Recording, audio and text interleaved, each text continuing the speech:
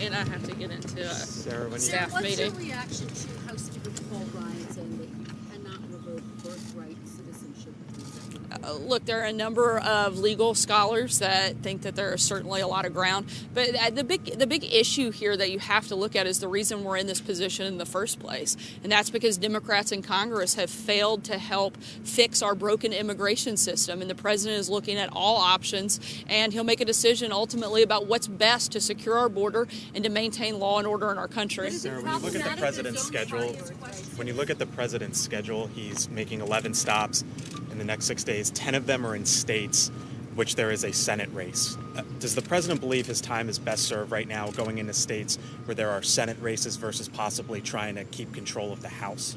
Look, we've done a lot for the House, but if you look at those 10 states, there are also places where the president's overwhelmingly popular in those locations, and I think that the president's the best messenger for the party. He's had an incredible, historic first 2 years in office, and he has a great story to tell, and he's been doing that all over the country for the last several months. Sarah, if the National Guard is so important to President Trump, and it's not just a midterm issue, why haven't we heard him bring it up before? The president's been talking about ways to fix our broken immigration system, not just since he became president, but long before. If you haven't heard him say and talk about fixing the system, then you just haven't been paying attention. Sarah, if the national president opposed DACA, which President Obama did by executive action, and then tried to revoke a part of a constitutional amendment by executive action, how does that work? Look, there are a number of options. The president's looking at all of them. Who told the president by he had the executive action? By executive action, the question is not whether or not birthright citizenship should be revisited. The question is, can the president do it alone?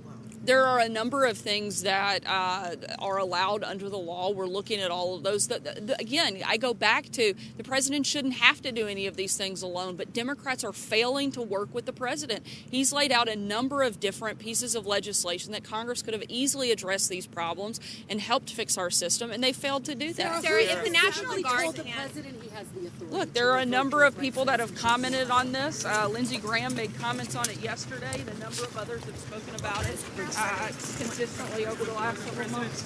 Sarah, can the National Guard enforce immigration laws? And if not, why is he sending troops down to the border? Look, the president, once again, the president's doing everything he can to protect our border and doing what Democrats have failed to help him do. Thanks, guys.